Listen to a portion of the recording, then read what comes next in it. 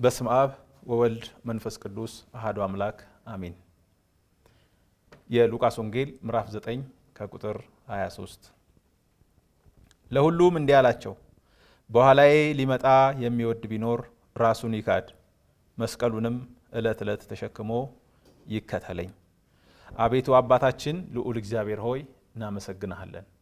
ቃልህን ስለምትልክልን ብርሃን የሆነውን መልካም ሕይወት የሚያሳየውን መንገድህን የሚያሳውቀውን እውነተኛውን ቃልህን ወደ ሕይወታችን ስለምትልክ አባታችን እግዚአብሔር ሆይ እናመሰግንሃለን።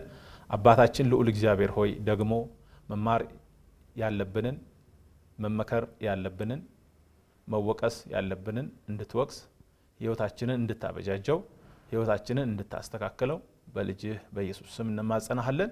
እውነተኛውን ብርሃንን ወደ ሕይወታችን ስለምታመጣ እናመሰግንሃለን። ክብር፣ ምስጋና፣ አምልኮ፣ ውዳሴ በተወዳጁ ልጅህ በኢየሱስ ስም ላንተ ይሁን፣ አሜን። በዚህ በሉቃስ ወንጌል ምዕራፍ 9 ከቁጥር 23 ጀምሮ ያለውን ቃል ቅድም እንዳነበብነው የሚጋሩ የመጽሐፍ ቅዱሶች ክፍሎች አሉ። እነሱን እናነባለን። በሉቃስ ወንጌል ምዕራፍ 14 ከቁጥር 26 እንደዚህ ይላል፣ ማንም ወደ እኔ የሚመጣ ቢኖር አባቱና እናቱን ሚስቱንም ልጆቹንም ወንድሞቹንም እህቶቹንም የራሱንም ሕይወት ሳይቀር ባይጠላ ደቀ መዝሙሬ ሊሆን አይችልም ይለናል። ስለዚህ የደቀ መዝሙር ሕይወት ምን መምሰል አለበት የሚለውን ነው የምናየው። የደቀ መዝሙር ሕይወት በሚል ርዕስ የምንካፈል ይሆናል ማለት ነው። የደቀ መዝሙር ሕይወት ምን መምሰል አለበት ብለን ስናይ ደቀ መዝሙር የመሪውን አኗኗር የመሪውን ተከታይ መሆኑን የሃይማኖት ተማሪ መሆኑን መጽሐፍ ቅዱስ ይነግረናል። የሃይማኖት ትምህርት የሚማር የሃይማኖትን ትምህርት ተምሮ ያስተማረውን ፈለግ የሚከተል ማለት ነው።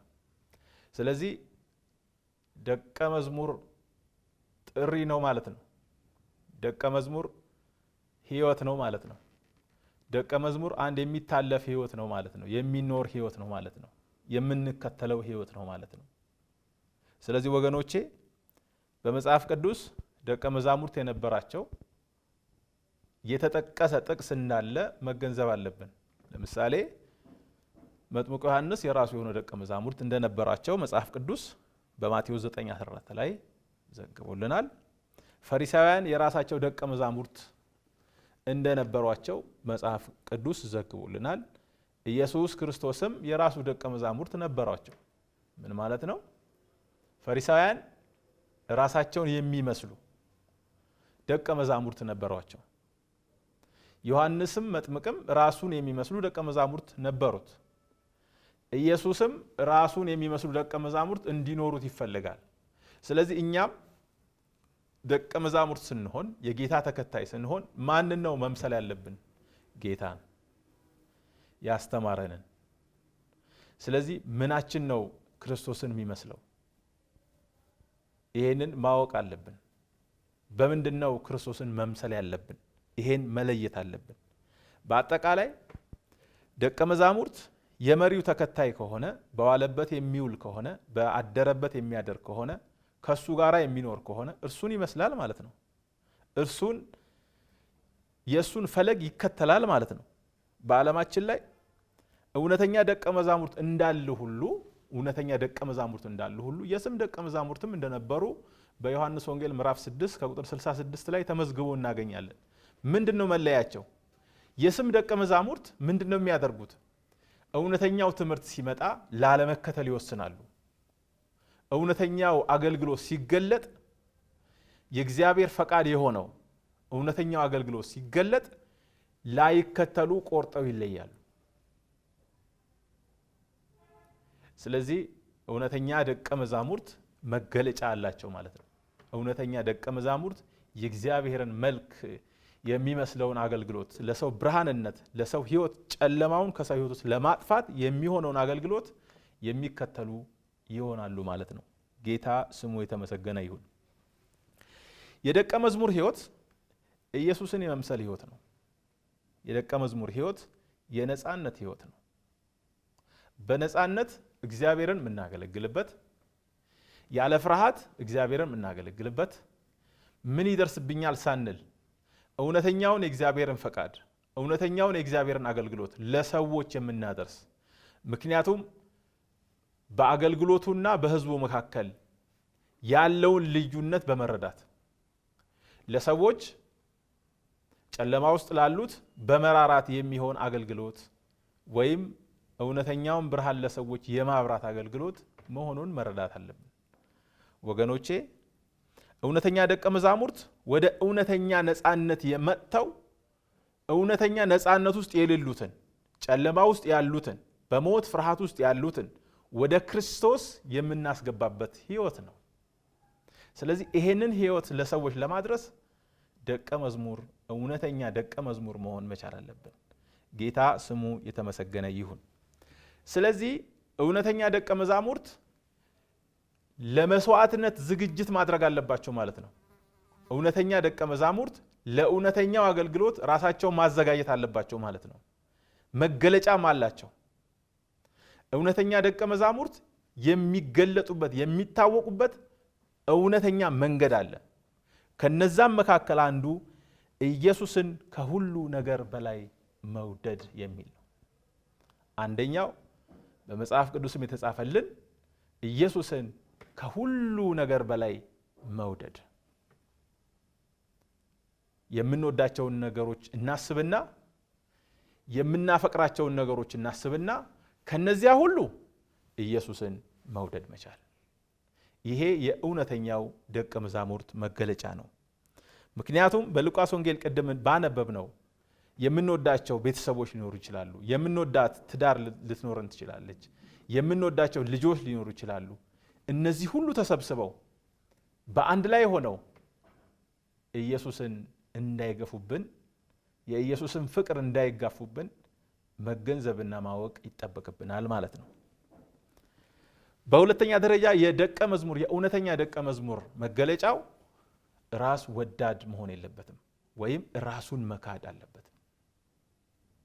ራሱን ያልካደ አገልጋይ ማለት የእግዚአብሔርን ቃል የማያስቀድም፣ የእግዚአብሔርን ፈቃድ የማያስቀድም፣ የእግዚአብሔርን መንገድ የማይከተል፣ እውነተኛውን ፈለግ የማይከተል፣ የስጋውንና የአእምሮውን ሐሳብ አሊያ ደግሞ የሰይጣንን ፈቃድ ለመፈጸም የሚዳዳ አገልጋይ እውነተኛ ደቀ መዛሙርት ለመሆኑ እውነተኛ ደቀ መዛሙርት እውነተኛ ተከታይ ለመሆኑ ትልቅ ጥያቄ ውስጥ ያስገባል። መሆኑ ያጠራጥራል። እውነተኛ ደቀ መዝሙር ለመሆኑ ጥርጣሬ ይገባብናል። አንዳንዴ ሰዎች ሲናገሩ እንደነግጣለን። አንዳንዴ ሰዎች የውስጣቸውን ሐሳብ የስጋቸውን ሐሳብ ሲገልጡ እንፈራለን። እንዴት ይሄን ሊናገር ቻለ በሚል እንዴት ይሄ ሆነ በሚል እንደነግጣለን። ይሄ ራስን አለመካድ ነው። የእግዚአብሔርን ፈቃድ ለመፈጸም መቁረጥ አለብን። እንደውም ሉቃስ የሚለው ዕለት ዕለት ነው አይደል? በኋላ ሊመጣ የሚወድ ቢኖር ራሱን ይካድ መስቀሉንም ዕለት ዕለት ተሸክሞ ይላል። ማለት ጠዋት ስንነሳ ብዙ ደስታዎች አሉ። ጠዋት ስንነሳ ብዙ ፈቃዶች አሉ። ስለዚህ መስቀላችንን ለመሸከም ዕለት ዕለት ውሳኔ ያስፈልገናል ማለት ነው። ዕለት ዕለት ወገኖቼ ጠዋት ስንነሳ የማንን ፈቃድ ነው የምናደርገው? ጠዋት ስንነሳ የማንን መንገድ ነው የምንከተለው ብለን ማሰብ አለብን። እንደዚያ ካልሆነ እውነተኛ ደቀ መዝሙር ለመሆናችን ማስረጃ አናቀርብም። የስም ደቀ መዛሙርት እንሆናለን። ጌታ ከዚህ ይጠብቀን። እንደውም በዚህ በሉቃስ ወንጌል ምዕራፍ 9 ከቁጥር 23 ላይ ለሁሉም ነው የነገራቸው። ለሁሉም እንዲህ ያላቸው ነው የሚለው፣ በኋላዬ ሊመጣ የሚወድ ቢኖር ራሱን ይካድ መስቀሉንም ዕለት ዕለት ተሸክሞ ይከተለኝ። መስቀሉን ተሸክመን እንከተለዋለን ማለት ነው። ጌታ ስሙ የተመሰገነ ይሁን። በሶስተኛ ደረጃ ፍቅር ነው። ፍቅር ከራስ ወዳድነት የጸዳ ህይወት ከሌለን አፍቃሪ መሆናችን ጥያቄ ውስጥ ይገባል። አሁንም ወዳጅ መሆናችን ጥያቄ ውስጥ ይገባል። አሁንም በሮሜ 5 ከቁጥር 5 ጀምሮ በተመዘገበልን የእግዚአብሔር ቃል ውስጥ ምንድነው የሚያስረዳን? እውነተኛውን ፍቅር ምክንያቱም ያወዳድራል። ሰዎች በራሳቸው ሰውን ሊወድ ይችላሉ። ሰዎች በክርስቶስ ፍቅር ሰዎችን ሊወድ ይችላሉ። ስለዚህ ዋጋ የምንከፍልበት እውነተኛውን ፍቅር የምናገኝበትን የደቀ መዝሙር ህይወትን ማሰብ መቻል አለብን ማለት ነው። ጌታ ስሙ የተመሰገነ ይሁን። ምክንያቱም በየትኛው ፍቅር ነው እየተዋደርን ያለ ነው? ሰው የሚወድበት ፍቅር ነው ወይስ እግዚአብሔርና ልጁ በተዋደዱበት፣ ኢየሱስና ልጁ በተዋደዱበት፣ እግዚአብሔር ራሱ በራሱ ፍቅር ሰዎችን በወደደበት ፍቅር ነው የምንወደው? ይሄ መታየት ያለበት ነጥብ ነው። ምክንያቱም በዚህ በፍቅር መሰረት ላይ ስንመለከተው በዮሐንስ ወንጌል ምዕራፍ 13 ከቁጥር 35 ላይ እርስ በርሳችሁ ፍቅር ቢኖራችሁ ደቀ መዛሙርቴ እንደሆናችሁ ሰዎች ሁሉ በዚህ ያውቃሉ ይላል። የእርስ በርስ ፍቅር የደቀ መዝሙር ህይወት አንዱ መገለጫ ነው። የእርስ በርስ ፍቅራችን ማለት ነው። ጌታ ስሙ የተመሰገነ ይሁን። አራተኛ የእውነተኛ ደቀ መዛሙርት መገለጫው በእግዚአብሔር ላይ መደገፍና መተማመን ነው። በእግዚአብሔር ላይ መደገፍና መተማመን ነው። ስለ ሁሉ ነገር በእግዚአብሔር ላይ መደገፍ እንዳለብን፣ ስለ የትኛውም ነገር ያለን ነገር ምድር ትሰጣለች ብዙ ነገር፣ ብንሰራ እናገኛለን ብዙ ነገር፣ ብንለፋ እዚህ ምድር ላይ ያሉትን ነገሮች ሁሉ ለማግኘት ምድር ለኛ ትሰጠናለች። ያለንን ነገር መመኪያ ሳናደርግ በአገልግሎት በእውነተኛ ደቀ መዝሙር ህይወት ውስጥ ወገኖቼ አንድ ማድረግና መረዳት ያለብን ነገር ቢኖር የእውነተኛ ደቀ መዛሙርት አንዱ መገለጫው በእግዚአብሔር ላይ የሚደገፉ ናቸው። እንዲህም ይላል ሉቃስ 14:33 ላይ እንግዲህ እንደዚሁ ማንም ከናንተ ያለውን ሁሉ የማይተው ደቀ መዝሙሬ ሊሆን አይችልም ይለናል። ከእናንተ ያለውን ሁሉ የማይተው ደቀ መዝሙሬ ሊሆን አይችልም ይለናል። በአምስተኛ ደረጃ በእግዚአብሔር እውነተኛ ደቀ መዛሙርት፣ እውነተኛ የእግዚአብሔር አገልጋዮች፣ እውነተኛ የእግዚአብሔር ተከታዮች የሚያሳዩት እውነተኛ መገለጫ በእግዚአብሔር ድምፅ ዕለት ዕለት መመራት ነው። በእግዚአብሔር ድምፅ ዕለት ዕለት መመራት። የእግዚአብሔር ድምፅ ዕለት ዕለት ያስፈልገናል። የእግዚአብሔር ድምፅ ዕለት ዕለት ወደ ህይወታችን መግባት አለበት። ልንሰማው ያስፈልጋል። ምክንያቱም ከእግዚአብሔር ጋር የአባትና የልጅ፣ ከእግዚአብሔር ጋር የወዳጅና የተወዳጅ፣ ከእግዚአብሔር ጋር የእውነተኛ ደቀ መዛሙርትነት ህይወት ለማፍራት የእግዚአብሔርን ድምፅ መስማት ከኛ ይጠበቃል። እንዴት ነው የምንውለው ወገኖቼ? እንዴት ነው የምንውለው? ምን እያደረግን ነው የምንውለው? ምን እየሰራን ነው የምንውለው? እግዚአብሔር 24 ሰዓት ሰጥቶናል። በዚህ በሰጠን ጊዜ ውስጥ ምን እያደረግን ነው የምንውለው? ምክንያቱም እያንዳንዱ ጊዜ በሰዓት የተከፋፈለ በመሆኑ ምንድን ነው የምንሰራው? ምንድን ነው የምንፈጽመው? ምሪትን ከእግዚአብሔር እንቀበላለን ወይ? የእግዚአብሔር ቃል ለኛ መልእክት አለው ወይ? የእግዚአብሔር ቃል ለህይወታችን መልእክት አለው ወይ? ያንን መልእክት ለመፈጸም እንፈልጋለን ወይ እኛ ራሳችን የምንሰማው? ስለዚህ ደቀ መዛሙርት ምንድነው ሉቃስ ሚለው? እንደውም ዕለት ዕለት ነው ሚለው። እንደውም ደግሜ ላንሳው፣ ዕለት ዕለት ውሳኔ ያስፈልጋል። ማንሰማ ከሆነ የእግዚአብሔርን ቃል ለመስማት፣ ማንመራ ከሆነ በእግዚአብሔር ቃል ለመመራት፣ የእግዚአብሔርን ቃል ጊዜ ለእግዚአብሔር ቃል ጊዜ ከሌለን ለእግዚአብሔር ቃል ጊዜ መስጠት ከኛ ይጠበቃል። መጽሐፍ ቅዱስ እንደዚህ ስለሚል በጎቼ በዮሐንስ ወንጌል ምዕራፍ 10 ከቁጥር 28 ላይ በጎቼ ድምፄን ይሰማሉ፣ እኔም አውቃቸዋለሁ ይከተሉኝማል ይላል። ካልሰማ ነው ማንን ነው የምንከተለው? ምናደምጠውን ነው የምንሰማው። የምንሰማውን ነው የምንከተለው። ለዚያ ነው ቅድም ምን ስንሰማ ነው የምንውለው ያልኳችሁ። ሰው በሰማው ነገር በሰማው ነገር ባደመጠው ነገር ይወሰዳል። ስለዚህ ዕለቱን ምን እየሰማን ነው የምንውለው? ይሄ ከደቀ መዛሙርት ሕይወት ውስጥ አንዱ መታየት ያለበት እውነተኛው ደቀ መዝሙር መገለጫው ነው። ምክንያቱም በጎቼ ድምፄን ይሰማሉ። አዎ በጎች የሆኑ የኢየሱስ ተከታይ የሆኑ ድምፁን ይሰማሉ። እኔም አውቃቸዋለሁ ይላል።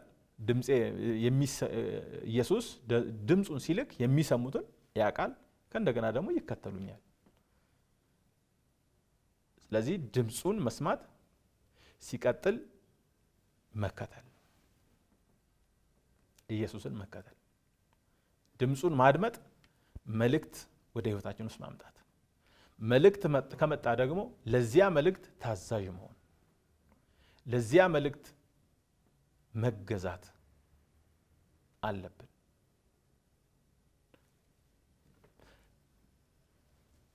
ስለዚህ የምንሰማው ምንድን ነው? የምንሰማው የምንኖረውን ነው። የምንሰማው ጥያቄው ምንድን ነው? የምንሰማው ነው።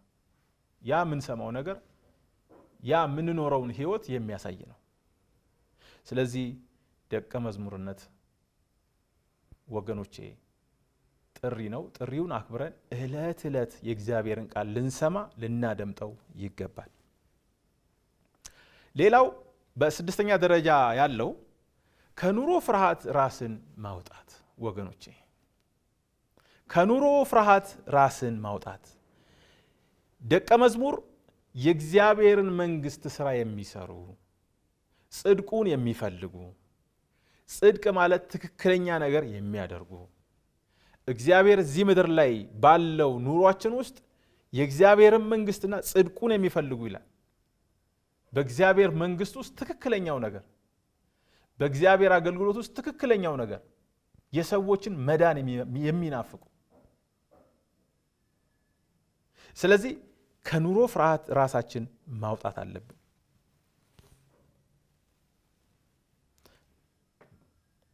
ጌታ ይርዳን። መጽሐፍ ቅዱስ ቃል በቃል በማቴዎስ ምዕራፍ 6 ከቁጥር 25 ላይ በአንዳች እንዳትጨነቁ የሚል መልእክት አለው። እንዳትጨነቁ ማለት እንዳትጨነቁ ነው።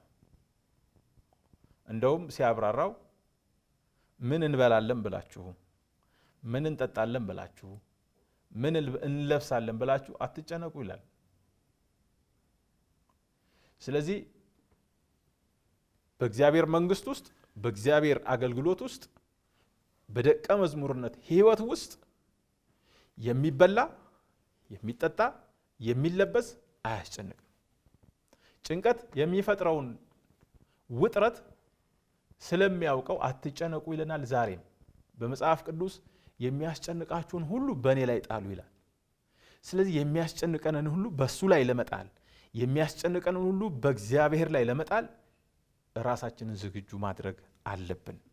ማርቆስ 4 ከቁጥር 19 ላይ እንደዚህ ይላል፣ የዚህ ዓለም ሐሳብና የባለጠግነት መታለል ቃሉን ያንቃል የማያፈራም ይሆናል ይላል። ቃል በቃል የዚህ ዓለም ሐሳብና የባለጠግነት መታለል ቃሉን ያንቃል የማያፈራም ይሆናል።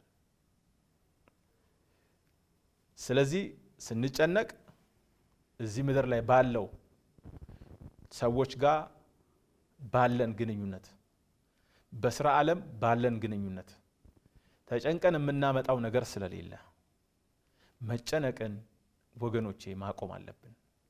ነገሮቻችንን ሁሉ እንደ ደቀ መዝሙር እንደ ክርስቲያን ልንኖር ያስፈልጋል።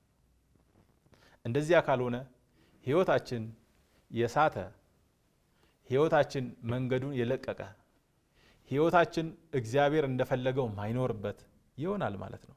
ጌታ ይርዳን። ሌላው ደቀ መዝሙር ብዙ ፍሬ ማፍራት አለበት። ሰባተኛ ደቀ መዝሙር ብዙ ፍሬ ማፍራት አለበት። ብዙ አገልግሎት የሚከፍትልን፣ ብዙ ሰዎችን ወደ አገልግሎቱ የሚጨምር የእግዚአብሔርን ቃል። ምክንያቱም መጽሐፍ ቅዱስ ላይ እንደተጠቀሰው የእግዚአብሔር ቃል ወደ ሰዎች ሄዶ የተናገርነው ቃል ሰዎች ጋር ደርሶ ሰዎችን አገልግሎ ይመለሳል እንጂ ሰዎችን መክሮ ይመለሳል እንጂ ሳያፈራ አይመለስም፣ ሳይናገር አይመለስም። ምክንያቱም በቃሉ መኖር አለብን። በቃሉ መኖር አለብን።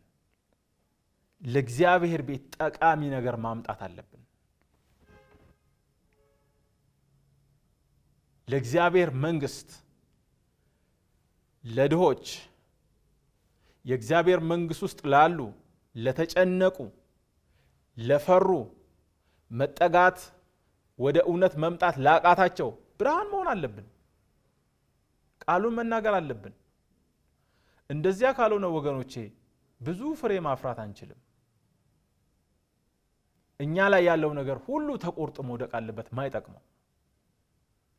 ሰዎች የእኛን ህይወት ሲያዩ፣ ሰዎች እኛን ሲመለከቱ፣ ሰዎች እኛ ላይ የሚያዩትን ችግሮች ሁሉ በእግዚአብሔር ቃል ማስቆረጥ አለብን። ብዙ ፍሬ ማፍራት አለብን። እንደምታውቁት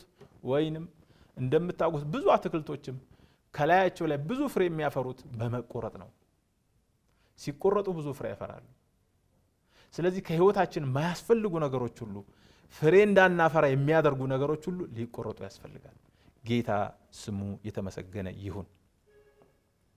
በዮሐንስ ወንጌል ምዕራፍ 15 ከቁጥር 9 ላይ እንደዚህ ይላል፣ ብዙ ፍሬ ብታፈሩና ደቀ መዛሙርቴ ብትሆኑ በዚህ አባቴ ይከብራል ይለናል። ብዙ ፍሬ ብታፈሩና ደቀ መዛሙርቴ ብትሆኑ አባቴ በዚህ ይከብራል ይለናል። የእግዚአብሔር ክብሩ ክርስቶስ በዚህ ምድር ላይ የታየውን ወይም በቃሉ ክርስቶስ በዚህ ምድር ላይ ሲታይ ያገለገለበት አገልግሎት በህይወት ክርስቶስ በዚህ ምድር ላይ ሲኖር ባገለገለበት በተአምራቱ ሰዎች ህይወትን ወደ ብርሃናቸው እንዲያመጡ፣ ሰዎች እውነተኛውን ነገር እንዲሰሙ ወገኖች ይሄ መስተካከል አለበት። ብዙ ፍሬ ማፍራት አለብን። ክብር ለእግዚአብሔር ይሁን። በስምንተኛ ደረጃ ክርስቶስን መምሰል አለብን። ጳውሎስ በቆሮንቶስ መጽሐፍ ላይ እንደነገረን እኔ ክርስቶስን እንደምመስል እናንተም እኔን ምሰሉ ይላል። ስለዚህ መምሰል አለብን። ትህትናችንን መውቀስ አለበት። ትዕግስታችንን መውቀስ አለበት። የዋህነቱ ባህሪው የኛን ህይወት መውቀስ አለበት። በገላትያ 5:22 ላይ የተጠቀሱትን እያንዳንዱን ነገር ለማፍራት ወደ መንፈስ ቅዱስ ህይወት መጠጋት አለብን። ምክንያቱም የመንፈስ ፍሬ ይላል አይደል? የመንፈስ ፍሬ ፍቅር፣ ደስታ፣ ሰላም፣ ትዕግስት ናቸው። እነዚህን ፍቅርን፣ ደስታን፣ ሰላምን፣ ትዕግስትን፣ ቸርነትን፣ በጎነትን፣ እምነትን፣ ራስን መግዛት የሚለውን ሐሳብ ወደ ህይወታችን ማምጣት አለብን። በእነዚህ ነው የምንመስለው ክርስቶስን። በእነዚህ ነው ክርስቶስን የምንመስለው። ምክንያቱም ደቀ መዛሙርት የተባሉት በዚህ በማቴዎስ ወንጌል ምዕራፍ 28 ከቁጥር 19 እስከ 20 እንደዚህ ይላል፣ እንግዲህ ሂዱና አሕዛብን ሁሉ በአብ በወልድና በመንፈስ ቅዱስ ስም እያጠመቃችሁ ያዘዝኳችሁን ሁሉ እንዲጠብቁ እያስተማራችኋቸው ደቀ መዛሙርት እንዲሆኑ አድርጓቸው። እነሆ እኔ እስከ ዓለም ፍጻሜ ድረስ ሁል ጊዜ ከእናንተ ጋር ነኝ። ሁል ጊዜ ከኛ ጋር ነው። ሁል ጊዜ። የደቀ መዝሙር ህይወት ዋጋ የሚያስከፍል ነው። አዎ። የደቀ መዝሙር ህይወት ቀላል አይደለም። አዎ፣ ቀላል አይደለም። ዋጋ ያስከፍላል። ለምን? ዋጋ የተከፈለበት ነው። የደቀ መዝሙርን ህይወት ዝም ብለን የምንኖርበት አይደለም። ዋጋ የተከፈለበት ነው። ዋጋ መተመን አለብን። እስከምን ድረስ ነው ላገለግል የምችለው? እስከምን ድረስ ነው? ምክንያቱም ወገኖቼ ደቀ መዝሙርነት ጥሪ ነው። ለጥሪያችን ምላሽ መስጠት አለብን። ደቀ መዝሙርነት ጥሪ ነው። ለጥሪያችን ምላሽ መስጠት አለብን። የሚማር ልብ ሊኖረን ያስፈልጋል። የእግዚአብሔርን ፈቃድ የምንለይ መሆን መቻል አለብን። ፍሬ ማፍራት መቻል አለብን። ታዛዥ መሆን መቻል አለብን። በተሰጠን መክሊት ማትረፍ መቻል አለብን። ፍቅር መታወቂያችን ሊሆን ይገባል። መቀደስ አለብን። መጽሐፍ ቅዱስ እኔ ቅዱስ ነኝና እናንተም ቅዱሳን ሁሉ በኑሯችሁ ሁሉ ቅዱሳን ሁሉ ስለኝ መቀደስ መቻል አለብን። ራሳችንን መካድ አለብን። ራሳችንን መካድ አለብን። ባለ ራእይ መሆን መቻል አለብን። ወገኖቼ የደቀ መዝሙር ሕይወት ይሄንን ከመሰለ፣ የደቀ መዝሙርነት ሕይወት ይሄንን ከመሰለ፣ የደቀ መዝሙርን ሕይወት ይሄንን አስመስሎ ካደገ ደቀ መዛሙርነታችንን ቃሉ ይመሰክርልናል ማለት ነው። ሰዎች ይማሩበታል ማለት ነው። ምክንያቱም የጌታ ደቀ መዛሙርትን ስንመለከታቸው እንዲለወጡ ታዘዋል፣ ተለውጠዋል። አዎ፣ ስለዚህ እኛም መለወጥ አለብን። የደቀ መዝሙርነት ሕይወት የደቀ መዛሙርቱ ሕይወት አድጓል። አዎ፣ እኛም ማደግ አለብን። የጌታ የኢየሱስ ክርስቶስን እንዳመኑ እኛም ማመን አለብን። መመከር መወቀስ አለብን። ኢየሱስ በአገልግሎቱ መከራ ተቀብሏል። እኛም ለመከራ ራሳችንን ማዘጋጀት አለብን። ጌታ ይርዳን። ምክንያቱም የደቀ መዝሙርነት ሕይወት የብዙዎችን መልካምነት የምናሳይበት ሳይሆን፣ የብዙዎችን አገልግሎት የምናሳይበት ሳይሆን፣ ክርስቶስ በአገልግሎት ውስጥ ያለውን ሕይወት የምናሳይበት መሆኑን መረዳት አለብን። ክብር ለእግዚአብሔር ይሁን። አቤቱ አባታችን ልዑል እግዚአብሔር ሆይ ስለረዳህን እናመሰግንሃለን፣ ስላገዝከንም እናመሰግንሃለን። ክብርና ምስጋና ለአንተ ይሁን፣ በተወዳጁ ልጅህ በናዝሬቱ መልካም በኢየሱስ ክርስቶስ ስም አሜን።